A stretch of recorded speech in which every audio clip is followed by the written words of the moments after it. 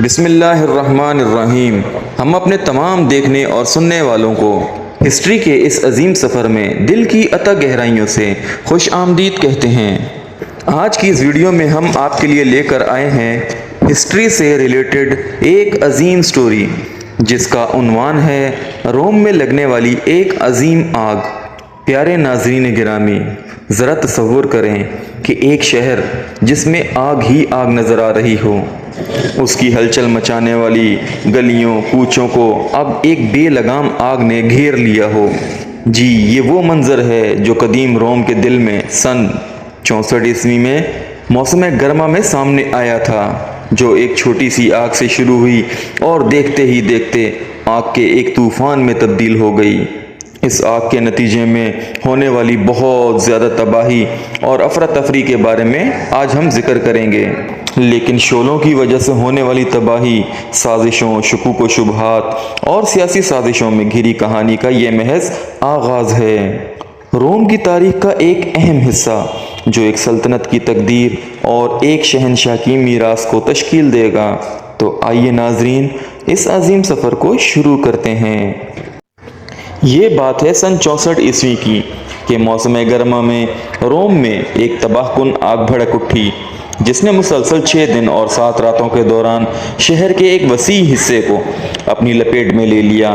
آگ پیلیٹائن ہل کے قریب سے سرکس میکسیمس کے گنجان آباد علاقے سے شروع ہوئی اور تیز ہواؤں کے ساتھ پورے شہر میں پھیل گئی۔ یہ شہر بنیادی طور پر لکڑی کے ڈھانچے میں بنا ہوا تھا۔ جیسے ہی شعلوں نے محلوں نشانیوں کو اپنی لپیٹ میں لے لیا، لوگوں میں خوف و ہراس پھیل گیا۔ بہت سے لوگ اپنے گھروں کو چھوڑ چھاڑ کر چلے گئے اور جہاں بھی پناہ ملی وہاں پناہ گزین ہو گئے۔ آگ نے بے قابو ہو کر گھروں، مندروں اور عوامی عمارتوں کو تباہ کر دیا، جس میں مشتری کا مشہور مندر اور ویسٹل ورنجز کا گھر بھی شامل ہے۔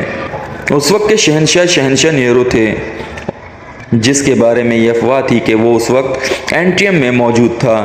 امدادی سرگرمیوں کو عملی شکل دینے کے لیے وہ روم واپس آ گیا۔ اس نے بے گھروں کو پناہ دی اور اپنے محلات کے دروازے کھولے اور عارضی پناہ گاہوں اور خوراک کی تقسیم کے مراکز قائم کیے۔ تاہم افواہیں اتنی تیزی سے پھیلیں کہ انہیں اندازہ ہی نہ ہوا۔ وہ افواہیں یہ تھیں کہ نیرو نے اپنے منصوبوں کے لیے خود آگ لگائی ہے، جس میں اس کے شاندار محل ٹرومس اوریا کی تعمیر بھی شامل تھی۔ خود سے الزام تراشی کرنے کے لیے نیرو نے عیسائی برادری کو قربانی کا بکرا بنایا۔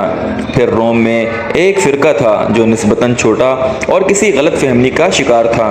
عیسائیوں کو روایتی رومن مذہبی طریقوں میں حصہ لینے سے انکار کی وجہ سے پہلے ہی شک کی نگاہ سے دیکھا جاتا تھا۔ آگ کے بعد عیسائیوں پر نیرو کے ظلم و ستم اور بڑھ گئے، جن میں پھانسیاں اور عوامی نمائشیں شامل تھیں، جیسا کہ صلیب پر چڑھا دینا اور عیسائیوں کو کولوسیم میں جنگلی جانوروں کو کھانا کھلا دینا۔ نیرو نے شہر کی تعمیر نو اور ترقی کے لیے کوششیں کیں، جس میں مستقبل میں لگنے والی آگ پر قابو پانا اور نئے بلڈنگ کوڈز کے نفاذ کا بھی شامل ہے۔ اس کی شہرت کبھی بھی روم کی عظیم آگ میں اس کے کردار کے بارے میں شکوک و شبہات سے مکمل طور پر بحال نہیں ہوئی۔ اس تقریب نے شہر کے منظرنامے اور نفسیات پر ایک دیر پا نشان چھوڑا۔